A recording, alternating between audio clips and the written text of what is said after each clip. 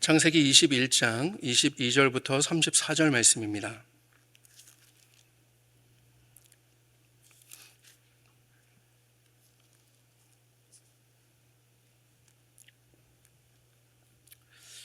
우리 창세기 21장 22절부터 마지막 34절까지의 말씀을 우리 한 절씩 나누어서 읽도록 하겠습니다. 그리고 마지막 절은 함께 읽겠습니다. 제가 먼저 읽겠습니다. 22절입니다. 그때의 아비멜렉과 그 군대 장관 비골이 아브라함에게 말하여 이르되 내가 무슨 일을 하든지 하나님이 너와 함께 계시도다. 그런즉 너는 나와 내 아들과 내 손자에게 거짓되이 행하지 아니하고 이제 여기서 하나님을 가리켜 내게 맹세하라. 내가 내게 후대한 대로 너도 나와 내가 머무는 이 땅에 행할 것이니라. 아브라함이 이르되 내가 맹세하리라 하고 아비멜렉의 종들이 아브라함의 우물을 빼앗은 일에 관하여 아브라함이 아비멜렉을 책망하매 아비멜렉이 이르되 누가 그리하였는지 내가 알지 못하노라. 너도 내게 알리지 아니하였고 나도 듣지 못하였더니 오늘에야 들었노라. 아브라함이 양과 소를 가져다가 아비멜렉에게 주고 두 사람이 서로 언약을 세우니라.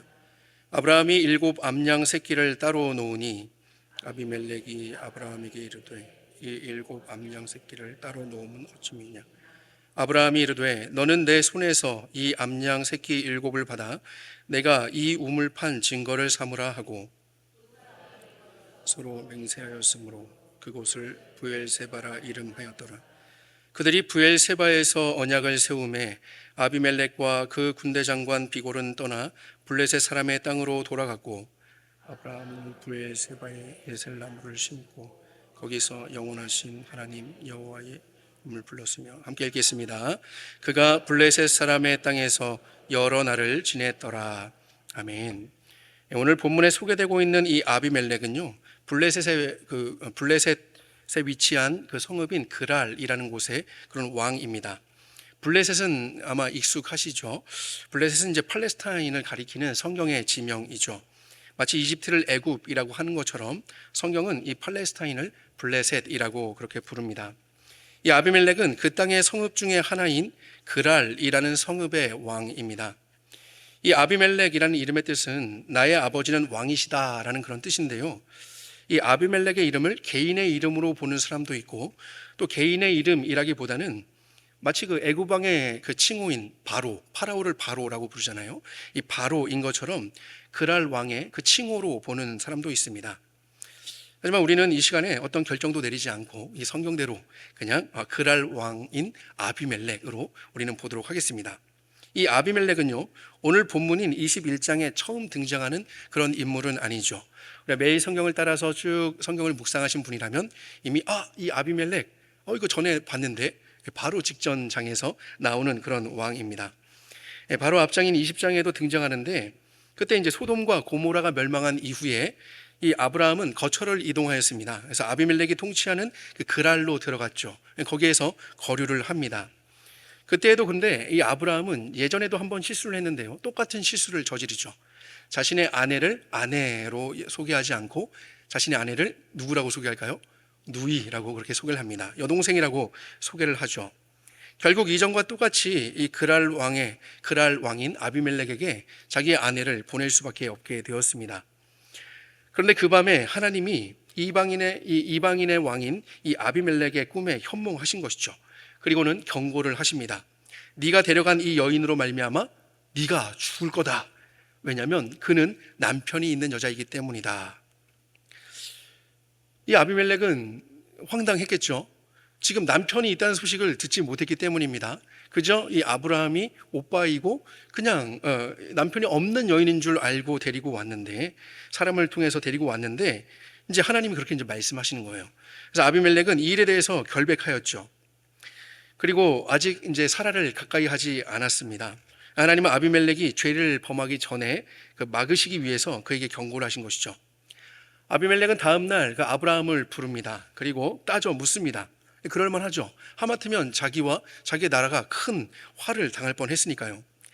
아비멜렉은 지난밤에 하나님의 말씀으로 인해서 많이 놀랐는지 아브라함에게 도리어 양들과 또 소와 또 종들을 줍니다. 사라와 함께 또 그 사라의 수치를 가려주기 위해서 은 1,000개도 지불해 주죠. 양과 소와 또 종들을 주고 은을 1,000개를 또 그렇게 챙겨주는 거예요. 그런데 그것만이 아니었습니다. 이 아비멜렉은 아브라함에게 자신의 땅에서 아브라함이 원하는 곳 어디에서든지 가서 살아라 라고 그렇게 허락을 해주죠. 그러면 일반적으로 생각할 때 사과를 받아야 될 사람은 누굴까요? 사과를 받고 오히려 선물을 받아야 될 사람은 누구일까요? 속아서 큰 화를 당할 뻔한 이 아비멜렉인 것 같죠. 하지만 도리어 아비멜렉이 아브라함에게 내어줄 수 있는 모든 것을 내어주는 그 모습을 보게 됩니다. 아마 지난밤에 만난 그 하나님을 두려워하는 마음이 그 속에 여전히 크게 있었기 때문이 아닐까 생각해 보는데요. 하나님이 아브라함을 선지자라고 그렇게 소개를 했었죠. 그러니까 조금이라도 성의가 없어 보이면 화를 당하지는 않을까. 그래서 내어줄 수 있는 모든 것들을 다 내어주고 잘해서 돌려보내고자 하는 그런 마음이 있지 않았을까라는 그런 생각을 해보게 됩니다. 그런 생각에 아브라함을 극진히 그렇게 후대하였죠. 아브라함은 그 후대를 받고는 하나님께 기도를 합니다. 그랬더니 하나님께서는요, 이 아비멜렉의 집에 태를 여셔서 그 출산을 허락해 주시죠. 아마도 이때부터 이 아비멜렉은 아브라함에게 뭔가가 있다라고 생각을 했던 것 같습니다. 이후에 이 아브라함이 아비멜렉이 통치하는 그 그랄 땅에 거주하는 동안에도 정말 놀라운 일이 있었죠. 100세 된 아브라함이 이 90세 된 사라에게서 아들을 얻게 된 것입니다. 사라는 분명히 생리가 끊어진 그런 상태였습니다. 그러면 생리가 끊어졌다는 것은요, 생물학적으로 임신이 가능한가요? 가능하지 않은가요? 가능하지 않죠. 그렇죠. 착상할 수 있는 아무것도 없기 때문에, 난자가 생산이 되지 않기 때문에 임신이 될 가능성이 전혀 없는 것이죠. 하지만 말씀으로 세상을 창조하신 우리 하나님께는요, 결코 불가능한 것이 없었습니다. 마치 이 세상이 창조되기 전에 아무것도 없는 그 처음 상태와 같았던 그 사라의 몸에, 전혀 아무것도 일어날 수 없는 그 사라의 몸에 하나님께서 말씀하신 대로 행하셨을 때 임신이 된 것이죠. 그리고 90세의 고령으로 노산 중에도 이런 최고봉이 있을 수가 없죠. 노산 중에도 노산임에도 불구하고 산모와 아이가 모두 건강하게 그렇게 출산하게 된 것입니다. 아이는 건강하게 자라서 젖을 떼기도 했고요. 근데 이 소식을요, 그 땅의 왕인 아비멜렉이 듣지 않았을 리가 없었겠죠. 그러니 아비멜렉이 이 아브라함에 대해서 생각할 때 그 사람에겐 뭔가가 있다, 이 사람엔 진짜 뭔가가 있어 라고 생각을 했던 것 같습니다. 그에게 하나님이 함께 하신다는 것을 이 아비멜렉은 알게 된 것이죠. 물론 아비멜렉이 아브라함을 보면서 하나님이 함께 계셔 라고 느끼는 것은요, 겉으로 드러나는 그런 모습들일 것입니다. 아브라함이 어떻게 하나님께 약속을 받았고, 또 어떻게 하나님과 교제를 하고 있으며 어떻게 영적인 복을 누리고 있는지, 이런 것들은 아비멜렉이 알 수 없겠죠. 하지만 지금 이 아비멜렉은 아브라함의 그 겉모습을 통해서, 아비멜렉의 그 일들을 통해서, 아비멜렉 주위에서 일어나는 그 일들을 통해서 그는 하나님이 지금 저 아브라함과 함께 하시는구나, 이것을 알게 된 것이죠. 우리가 여기서 알 수 있는 것은요, 이 영적인 복을 누리는 이 아브라함의 삶은 아비멜렉이 그렇게 알 수 있을 정도로 축복된 삶이었다는 것을 우리는 알 수 있습니다. 하나님과 언약을 맺음으로써 그는 큰 복을 누리며 그렇게 살았던 것이죠. 큰 복을 누리는 그 삶을 이방인들도 보고 알았던 것입니다. 하나님과 언약을 맺은 신자의 삶은 어떻습니까? 신자 역시도 그리스도를 통해서 하나님의 언약에 참여한 자가 되었죠. 아브라함이 하나님과 언약을 맺고 그 언약 가운데 살았던 것처럼 신자된 우리도 그리스도를 통해서 하나님의 언약 가운데 그 언약에 참여하는 자가 되었고, 우리도 그 하나님의 영적인 복을 누리며 살아가고 있습니다. 여러분, 영적인 복을 누리며 살고 계시죠? 아멘일 것입니다. 신자들은요, 하나님으로부터 은혜를 받아서 지금 보세요, 얼마나 우리 교회 공동체를 이루어서 서로 아름답게 또 보기 좋은, 그렇게 조화롭게 그렇게 살아가고 있습니까? 사랑을 나누고 경건한 행실을 보이고, 또 우리의 가정 생활과 우리 공동체 생활을 통해서 그런 신실한 삶을 통해서 하나님이 주신 그 복으로 우리는 번영을 누리며 살아가고 있습니다. 신자된 우리는 이렇게 축복 가운데, 하나님이 주시는 그 복 가운데 살아가고 있죠. 그렇다면 아비멜렉이 이 아브라함의 축복된 삶을 보면서 하나님이 그와 함께 하신다는 것을 깨달았던 것처럼 우리 주변의 사람들은 신자된 우리의 삶을 통해서 하나님이 우리와 함께 하심을 깨닫고 있습니까? 우리 주변에 믿지 않은 사람들도 우리에게서 하나님의 축복 비슷한 것, 그런 증거들을 보고 있습니까? 믿지 않는 그런 직장의 동료들이 우리를 본받아 하고 싶어 합니까? 그런 정직함과 그런 지혜와 그런 능력을 우리가 가지고 있습니까? 그리스도께서 고난 가운데에서 끝까지 하나님의 뜻을 이루시기 위해서 인내하셨던 것처럼 우리도 고난 가운데에서도 끝까지 그 하나님의 뜻을 위해 묵묵히 인내하고 있습니까? 세상이 그것을 보며 정말 저 사람에겐 뭔가가 있어 라고 보여주고 있습니까? 우리가 살아가는 이 세상에서는요, 기독교와 또 기독교 신앙은 존중받기보다는 오히려 비난받고 멸시당하는 것을 경험하곤 합니다. 왜 세상은 교회와 신자들을 비난하는 것일까요? 엄밀히 따져보면요, 이 세상이 비난하는 것은 교회가 가진 그 신앙이 아니라 신앙을 가졌다 하는 그 교회와 신앙을 가졌다 하는 그 신자들의 모습 때문이 아닐까라는 그런 생각을 해보게 됩니다. 물론 신자들 역시 완벽할 수 없죠. 우리가 어떻게 완벽할 수 있을까요? 많은 결점들이 있습니다. 아브라함 역시도요, 처음에 아비멜렉에게 솔직하지 못했습니다. 아내를 아내라 말하지 못하고 누이라고 말했죠. 그래서 이 아브라함 때문에 아비멜렉이 큰 화를 그렇게 당할 뻔도 하였습니다. 결국 아브라함과의 그 언약을 이루시기 위해서 하나님이 직접 나서 주셔서 이 일을 바로 잡아 주셨죠. 오늘 본문에서도 아비멜렉이 요구하는 것은 평화의 조약입니다. 아브라함에게 이렇게 말을 하는데요, 내가 무슨 일을 하든지 하나님이 너와 함께 계시도다 라고 말을 한 후에 이어서 23절 상반절에서는 이렇게 이야기하죠. 그런즉 너와 나와 또 내 아들과 내 손자에게 거짓되이 행하지 아니하기를 이제 여기서 하나님을 가리켜 내게 맹세하라. 지금 아비멜렉이 요구하는 것이 뭐예요? 아브라함에게 자신의 집안에게 이전처럼 거짓되게 행하지 않기를 그렇게 요구하죠. 아브라함이 섬기는 그 하나님의 이름으로 그렇게 맹세하기를 요구합니다. 아비멜렉에 있어서요, 이 아브라함은 거짓말을 했던 전적이 있는 그런 거짓된 사람이었습니다. 완벽한 사람은 아니었죠. 하지만 그런 완벽하지 못한 그를 통해서도 이 아비멜렉은 누구를 보았나요? 아브라함을 통해 하나님을 보게 된 것이죠. 완벽하지 못한 그 거짓말을 그렇게 했던 그런 아브라함이었음에도 불구하고 그 아브라함과 함께 하시는 하나님을 이 아비멜렉이 보게 된 것입니다. 하나님을 본 것이죠. 우리는요, 우리의 의로움으로 하나님을 나타내 볼 수 있다고 생각하지만 여러분, 그렇지 않습니다. 우리 역시 결점이 많고 실수가 많고 또 완벽하지 않은 그런 존재들입니다. 우리가 완벽해질 때는 하나님께서 약속하신 그 그리스도의 날이 이를 때, 주님께서 이 땅에 다시 오실 그때, 우리가 그때 이제 완벽해지는 것이죠. 그러나 우리가 사는 날 동안에는요, 여전히 죄와 씨름하며 전전긍긍하며 살아갈 것입니다. 그럼에도 불구하고, 완벽하지 않음에도 불구하고 죄와 씨름하며 때로는 죄를 짓기도 하고 때로는 다른 사람을 상처를 주기도 하고 우리의 연약한 모습을 그렇게 보여줌으로써 그렇게 가슴을 치는 그런 하루하루를 보낸다 할지라도 그럼에도 불구하고 우리는 그리스도인입니다. 우리는 그리스도인입니다. 우리의 완벽한 모습 때문에 우리가 그리스도인인 것이 아니라 그리스도인이 그리스도인 된 것은요, 52주 동안 빠짐없이 주일마다 예배 출석하고 일원 하나 틀리지 않고 매달마다 11조를 그냥 그대로 우리의 그 수입의 11조를 내고 교회의 행사에 적극적으로 참여하기 때문에 우리가 그리스도인인 것이 아니죠. 그리스도인이 그리스도인인 것은요, 그 사람 안에 그리스도의 영이 거하시기 때문에 그리스도인인 것입니다. 그리스도의 영으로 육체의 욕심과 함께 죄를 죽이면서 삶으로 그리스도를 증거하기 때문에 그리스도인인 것이죠.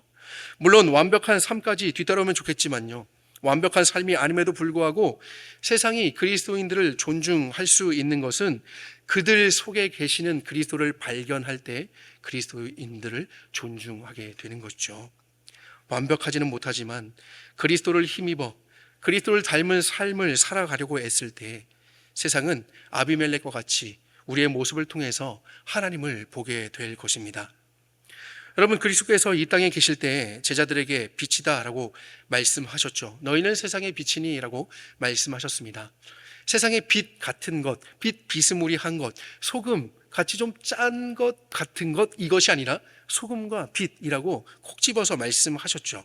근데 주님께서 제자들에게 빛이다 라고 말씀하신 것은요, 제자들이 뭔가가 반짝반짝 빛나는 아름다운 얼굴을 갖고 있거나 뭔가 그들을 볼 때마다 와, 후광이 비쳐, 그것 때문이 아니죠. 그들이 빛 대신 그리스도를 소유하고 있기 때문에 그들을 빛이라고 말씀하신 것입니다. 제자들은 그 속에 품고 있는 빛 때문에 착한 행실이라는 삶의 열매를 맺게 되는 것이고요. 그렇기 때문에 이 제자들의 착한 행실은 그들 자신의 영광이 아니라 하나님께 영광이 되는 것이죠. 마태복음 5장 16절에 이렇게 말씀하시죠. 이같이 너희 빛이 사람 앞에 비치게 하여 그들로 너희 착한 행실을 보고 하늘에 계신 너희 아버지께 영광을 돌리게 하라. 단지 신자이기 때문에 착한 행실을 많이 해야 한다. 너희는 세상이 볼 때 본이 되는 그런 삶을 살아야 돼. 그래서 너희는 어떻게 해서든지 나쁜 모습을 보여서는 안 돼. 라는 그런 말씀이 아닙니다. 그리스도를 소유한 신자로 살아갈 때에 그 속에 빛이 있기 때문에 착한 행실이 따라오게 되는 것이고요. 그 자연스러운 결과로서 세상이 하나님의 영광을 보게 되는 것이죠. 우리는 오늘 본문에 그 본문을 통해서 아브라함의 모습을 통해서 그것을 보았고요. 이제는 우리가 우리의 삶의 자리에서 이것을 나타내야 할 것입니다. 우리는 그리스도인입니다. 우리는 그리스도의 영을 소유한 사람들입니다. 완벽한 삶을 살기 때문에 그리스도인이 아니라 그리스도의 영이 우리 안에 거하시기 때문에 우리는 그리스도인입니다. 그러므로 우리의 삶을 통해서 우리는 그리스도를 드러내며 그리스도를 증거할 수 있습니다. 그것을 위해서 주께서 우리를 불러주셨죠. 그러니까 여러분, 우리의 그런 좀 초라한 모습 때문에 낙심하지 마시고, 그러나 그것을 통해서도 일하실 그 하나님을 기대하시며 우리를 부르신 그 하나님, 그리고 우리를 통해서 역사하실 또 계획을 이뤄가실 그 하나님을 기대하시면서 여러분의 삶을 통해서 그리스도를 나타내는 그런 삶을 보여주시기를 바랍니다. 아브라함은 아비멜렉의 평화의 조약을 맺자는 제안에 그를 환대하는 태도로 이렇게 화답하죠. 내가 맹세하리라. 그렇게 맹세하라라는 그 아비멜렉의 이야기에 이 아브라함도 내가 맹세하겠다라고 이야기를 합니다. 아비멜렉이 요구한 것은요, 첫 번째는 거짓되게 행하지 않을 것. 옛날에 너 나한테 뻥쳤지? 이제 뻥쳐서는 안 돼. 라는 것과 두 번째는요, 그랄 땅, 내가 너에게 그렇게 후대했던 것처럼 너도 이제는 너가 살고 있는 그 땅에 또 나에게 그렇게 후대를 해 주기를 맹세해라 라는 것이었습니다. 우리 성경에서 후대하였다라고 번역된 단어는요, 우리가 정말 잘 알고 있는 그런 히브리어 단어입니다. 헤세드라고 하는 그런 단어이죠. 헤세드는 정말 우리가 잘 알고 있는 단어죠. 많이 사용하는 그런 단어인데요, 이 아비멜렉이 이 아브라함에게 그렇게 헤세드한 것처럼 아브라함도 아비멜렉에게 헤세드하기를 그렇게 요구하는 것입니다. 그럴 때 이 아브라함은 그래, 내가 맹세한다라고 그렇게 이야기를 하죠. 아브라함도 자신도 아비멜렉과 그의 땅에 헤세드하기를 맹세하는 것입니다. 이러한 아브라함의 동의는요, 그랄의 왕인 이 아비멜렉과 그 블레셋 땅, 이 땅에 신실한 이웃이 되기로 맹세를 하는 것이죠. 그래서 아브라함은 그냥 줄을 쫙 긋고, 야, 여기는 내 땅, 이제 나는 여기서 허락받았으니까 여기서 나 살게, 저기는 너희 땅, 너희 알아서 살아 라고 하는 것이 아니라 그 땅 가운데서 함께 평화의 조약을 맺으며 함께 그렇게 헤세드를 베풀며 살기를, 선한 이웃이 되기로, 신실한 이웃이 되기로 함께 맹세를 하였습니다. 신자는요, 이 세상을 살아가는 자로서 자신이 속한 국가와 그리고 사회와 그리고 지역에 충성을 다해 살아가야 합니다. 한마디로 말하자면 모범적인 시민이 되어야 되는 것이죠. 우리는 그리스도인으로서 모범 시민이 되어야 합니다. 우리가 가지고 있는 배타성은요, 진리에 대한 배타성이지 마치 이 세상을 거스르고 다른 세상에 살고 있는 듯한 그런 배타성은 아닙니다. 그런 것들은 이단들의 특징이죠. 성경은 우리에게 세상의 모든 권위는 다 하나님으로부터 오기 때문에 세상에 세워진 권위를 존중하라라고 말씀합니다. 그래서 우리는요, 하나님께서 세상을 다스리시기 위해서 그렇게 세우신 그런 사람들이 우리의 지금 이 위정자들과 우리 위에 있는 사람들임을 믿고요, 모든 제도를 잘 따라야 하는 것이죠. 만약에 우리가 이런 기본적인 것들조차도 지키지 못한다면 세상은 교회와 신자를 비난할 것입니다. 앞서 말씀드렸던 것처럼 오늘날 세상이 교회를 비난하는 이유는 교회와 또 신자가 가지고 있는 그런 신앙 때문이 아니라 세상에서 가장 기본적인 것들조차도 신자들이 또 교회가 지키지 못한다라고 생각하기 때문일 것입니다.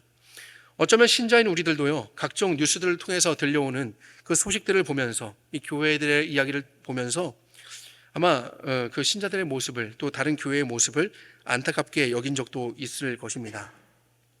제가 어릴 때는요, 교회에 사람들이 참 북적북적했습니다. 특별히 아이들이 북적북적하였죠.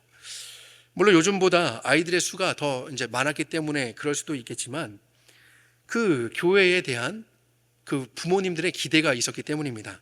불신 부모님들의 기대가 있었죠. 그래서 나는 교회에 나가진 않지만 우리 아이를 이렇게 교회에 보내서 우리 아이가 바르게 자랄 수 있도록 좀 그렇게 변했으면 좋겠다, 그렇게 자랐으면 좋겠다라는 기대를 가지고 부모님들은 교회에 보내기를 기꺼이 그렇게 보내었습니다.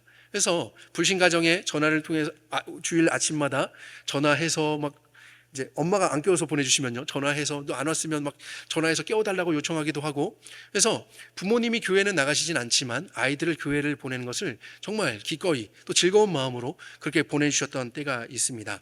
왜요? 내 아이는, 나는 그러지 않아도 내 아이가 교회에 가면 좀 뭔가 좀 바르게 살지 않을까라는 기대가 그 부모님들께 있었던 것이죠. 주일학교가 점점 사라져가는 이 시대에 참 그런 기대가 좀 그립기도 하고요. 또 교역자로서 어떻게 사역을 감당해야 할지 고민이 되기도 합니다.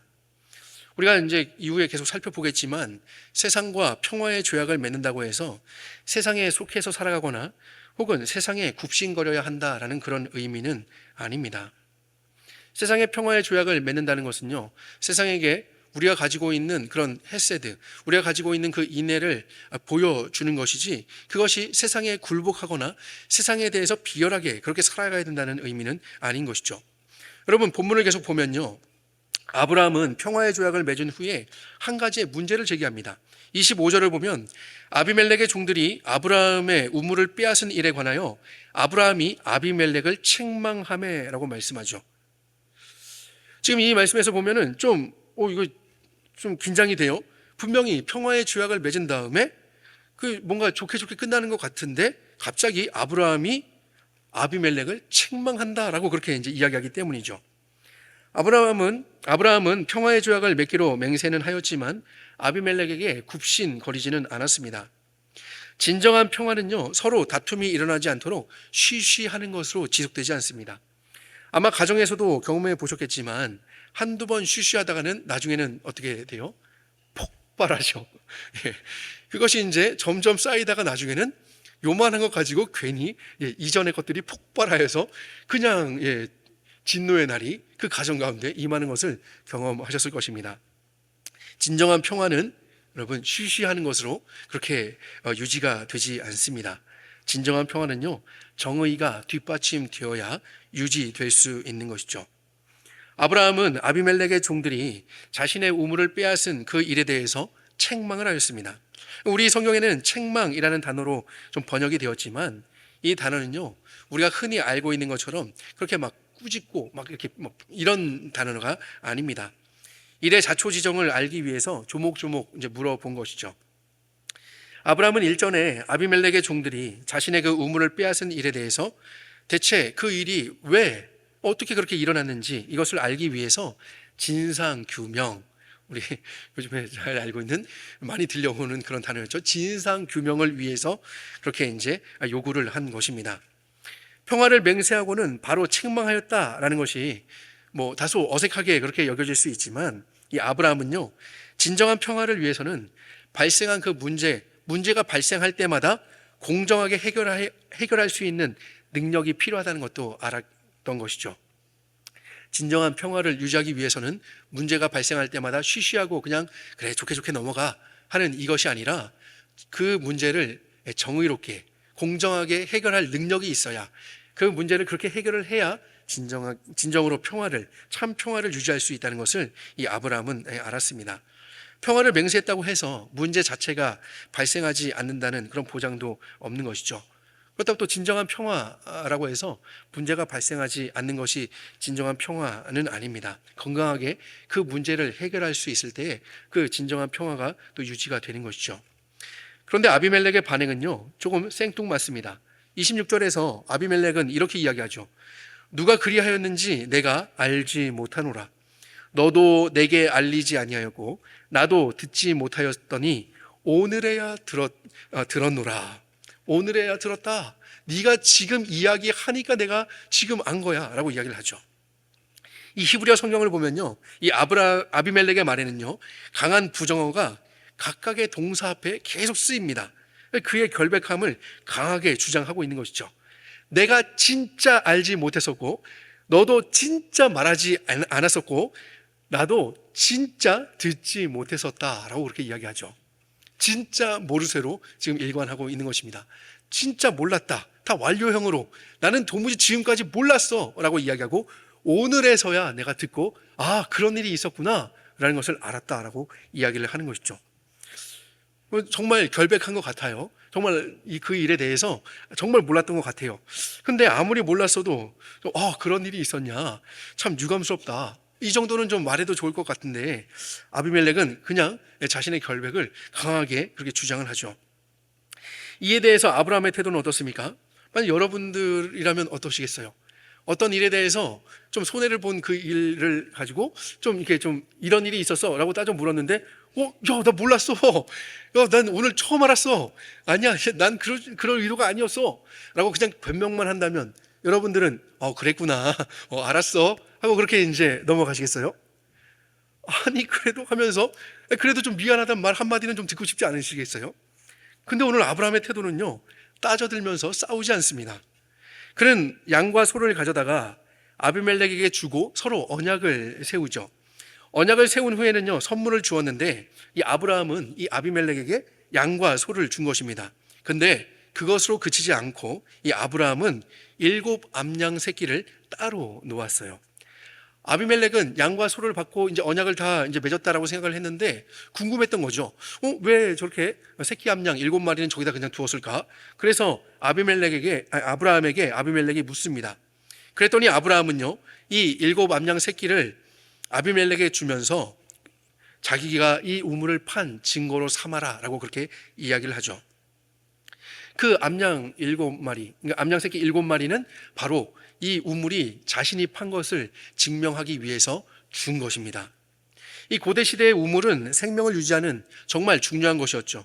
오늘날처럼 집에서 수도꼭지만 딱 틀면 물이 나오던 그런 시대는 아니었으니까요. 물은 생명에게 꼭 필요한 것이죠. 물을 구해야만 살아갈 수 있습니다. 우물을 파는 것도 보통 일은 아니죠. 그런데 그렇게 힘겹게 정말 힘들게 판 우물을 빼앗긴 것도 화가 날 법한데 아브라함은 오히려 모르쇠로 일관하고 있는 이 아비멜렉에게 암양 새끼 7마리를 주면서 이 우물이 자신이 판 우물이라고 증거를 삼고 있습니다. 참 평화를 그렇게 평화의 사람인 것 같아요. 그렇게 아비멜렉과 아브라함이 그곳에서 맹세를 하였다 하여서 그 이름을 부엘세바라고 하였죠. 우리 성경에 보면요, 부엘세바하고 괄호로 이렇게 1하고 제일 아래를 보시면 맹세의 우물이라고 그렇게 쓰여 있습니다. 휴대폰 성경에는 없을 것이고요. 성경 책에는 그렇게 이제 쓰여 있습니다. 그래서 이 부엘세바는 바로 이제 맹세의 우물이라는 뜻이고요. 또 이 세바는 7이라는 뜻도 갖고 있기 때문에 어떤 사람들은 7의 우물이라고 그렇게 번역을 하기도 합니다.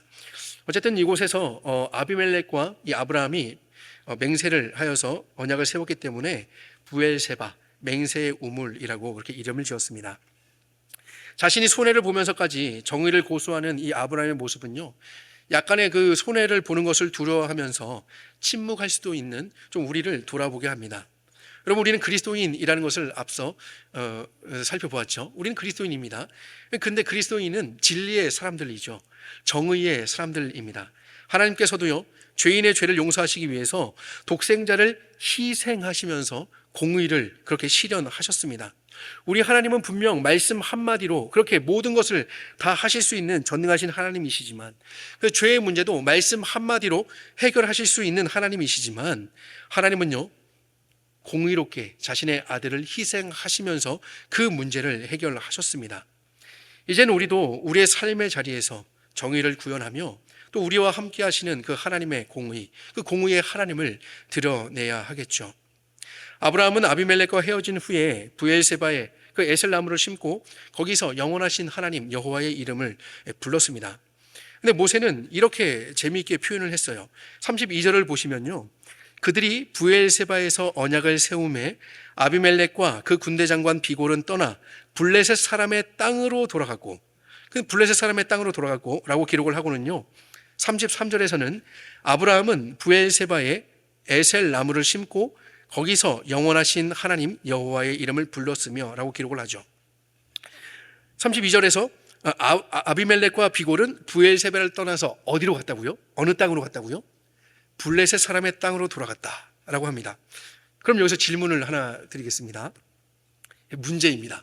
그럼 브엘세바는 블레셋 사람의 땅이 아닐까요? 맞을까요? 속으로 대답하세요. 자, 이게 또 틀리면 창피할 수 있으니까요. 자, 속으로 이제 대답하셔야 됩니다. 자, 예. 자, 네. 고개도 흔들지 마세요. 자, 여러분, 이 브엘세바는 블레셋 사람의 땅이 맞을까요? 아닐까요? 그럼 우리 한번 34절, 마지막 절 한번 볼까요? 모세는 좀 이렇게 기록합니다. 그는 아브라함입니다. 그가 블레셋 사람의 땅에서 여러 날을 지냈더라. 그러면 다시 질문을 던지고, 자, 이제 답을 맞춰보세요. 오답 노트는 집에 가서 쓰시면 되겠습니다. 자, 이 브엘세바는 블레셋 사람의 땅이 맞나요? 아닌가요? 맞죠? 블레셋 사람의 땅이 맞습니다. 근데 왜 모세는 32절에서 이 아비멜렉과 비골이 떠나서, 그 자리를 떠나서 블레셋 사람의 땅으로 돌아갔다라고 그렇게 표현을 할까요? 우리는 이런 모세의 표현을 통해서요, 같은 땅 안에 있지만 어떤 구별을 우리는 좀 느끼게 되죠. 분명히 블레셋 사람의 땅, 브엘세바임에도 불구하고, 그리고 블레셋 사람의 땅에서 살았지만, 그러나 아브라함과 이 아비멜렉의 행보는 전혀 다른 모습을 우리는 보게 됩니다. 분명 블레셋의 땅을 살지만 아브라함이 있는 곳은 마치 블레셋이 아닌 것 같은 그런 느낌적인 느낌이라고 할까요? 그런 구별을 우리가 지금 여기서 보게 되죠. 모세는 분명히 그것을 의도하지 않았나라고 저 혼자 그렇게 생각을 해보았어요. 이것은 모세가 의도해서 아마 이렇게 쓰지 않았을까라는 그런 생각이 들었어요. 아브라함은 분명히 20장에서 그랄 땅에 대해서 뭐라고 이야기를 하냐면요, 하나님을 두려워함이 없다. 아비멜렉이 너 왜 그렇게 거짓말했어? 라고 물을 때, 이 땅은 하나님을 두려워함이 없기 때문에 내가 혹시 내 아내 때문에 죽을까 봐 내가 그렇게 이야기를 했어. 근데 그 아내는 진짜로 내 누이가 맞아 라고 그렇게 이야기를 하거든요. 그 땅에 대해서 하나님을 두려워함이 없다라고 그렇게 이야기를 했습니다. 그렇게 표현을 했죠. 그랄 땅은 하나님을 섬기지 않는 그런 땅입니다. 아비멜렉도 현몽하신 하나님을 만났지만 하나님을 섬기지는 않았죠. 그러한 땅과 평화의 조약을 맺었더라도 이 아브라함은요, 블레셋의 신을 따르거나 그들의 문화를 따르지 않고 여전히 그는 그가 있는 그 자리에서 누구의 이름을 불렀어요? 여호와의 이름을 부른 것이죠. 창세기에서 이 이름을 불렀다, 하나님의 이름을 불렀다라는 표현은 예배했다라는 그런 의미로 사용되곤 하죠. 아브라함은요, 이 아비멜렉과 비골을 따라가지도 않았고 혹은 블레셋 사람의 땅을 떠나지도 않았습니다. 여전히 아브라함은 그 땅을 살아갔지만 결코 그 땅의 문화를 취하며 살지는 않았던 것이죠. 블레셋 사람들의 땅은 살았지만 블레셋 사람처럼 살지는 않았던 것입니다. 그는 여전히 그 땅에서 하나님을 예배하며 하나님을 섬기며 살았습니다. 비록 그 땅에 거하며 블레셋 사람들을 후대하고 또 후대를 받으면서 살았지만 아브라함은 그 땅을 나그네로 살아가기를 기뻐했던 것이죠. 예수님을 따르는 우리들도 마찬가지입니다.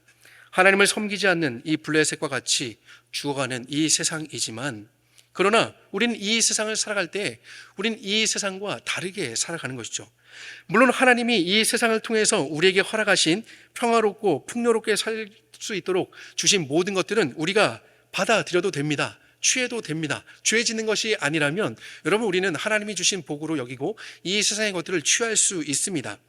이것은 하나님이 당신의 백성들에게 이 땅에서 허락하시는 그런 복이기 때문이죠. 하지만 이 세상이 여러분들이 정착해서 살아가는 고향이 아니라는 사실을 반드시 기억해야 될 것입니다. 세상 권력의 존경을 표하고 가능한 한 필요하다면 평화와 정의를 위해서 협력하기를 힘써야 합니다. 하지만 오직 우리 주님만이 주실 수 있는 영적인 은혜와 영적인 복을요, 이 세상의 권력이나 이 세상의 관계나 이 세상의 것들로 그것을 통해서 얻으려고 애를 써서는 안 되는 것이죠. 오직 우리의 참된 만족은 우리 하나님께 있기 때문입니다. 우리는 하나님을 섬기는 자들이기 때문이죠. 우리는 하나님의 이름을 부르는 자들이기 때문입니다. 우리는 이 땅을 살아가지만 이 땅에 속한 자들은 아닙니다. 우리는 그리스도께 속한 사람들이죠. 우리는 아브라함처럼 하나님의 이름을 부르는 자들입니다. 우리는 우리를 통해서 이 땅 가운데 하나님의 영광을 나타내는 자들입니다.